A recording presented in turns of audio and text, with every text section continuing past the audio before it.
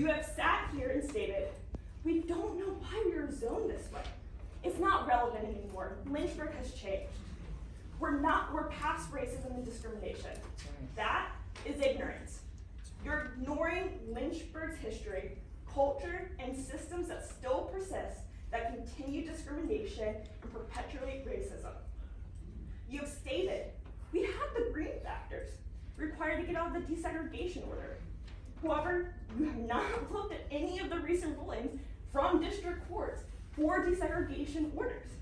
The Fifth Circuit, one of the most conservative circuits in the country, has stated that if you have a school that is plus or minus 15% more of the average of the district of one race, it's racially identifiable. And that you cannot then get out of the desegregation order. Well, pre-rezoning, Lynchburg had 4 racially identifiable schools. Post-rezoning, you have over 6. So explain how that works. Explain how you can get past the rezoning. Explain how any of this works. This isn't even the brink of how LCS doesn't fit into the green factors. And no, I did not figure this out myself.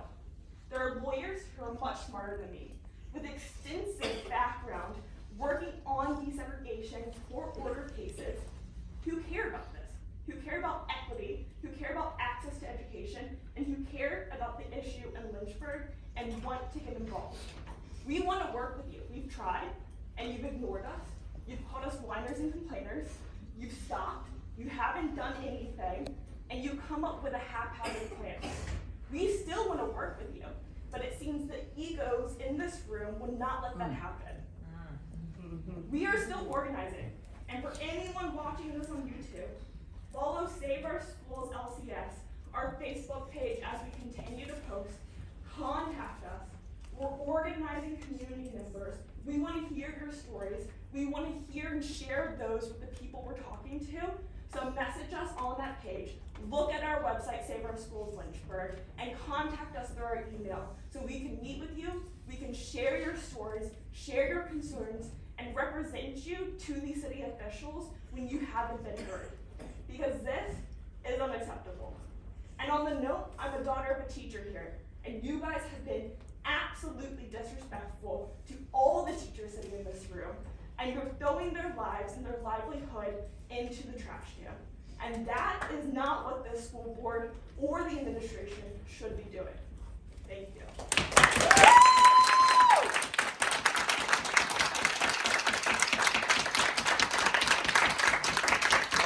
What I had to do that day, had to put my big boy underwear on, had to pull up my boots, strap them up, and go into the building and have a conversation with my staff to say, don't be alarmed when you see this on the agenda. I didn't know it was there. Hadn't been communicated with me that it was there. Yes, someone said, you need to check this out, Mr. Womack. And when I looked, that's when I found out about it. But if that's going to be on there, and you are dedicated to the staffs, is what you say, why haven't you been into my building to say, staff, how are you? Why haven't you been into our building to say, staff, is there anything we can do for you? Mr. Womack, how are you? I'm fine. Go check on my staff is what I'm going to tell you. Why hasn't that been done?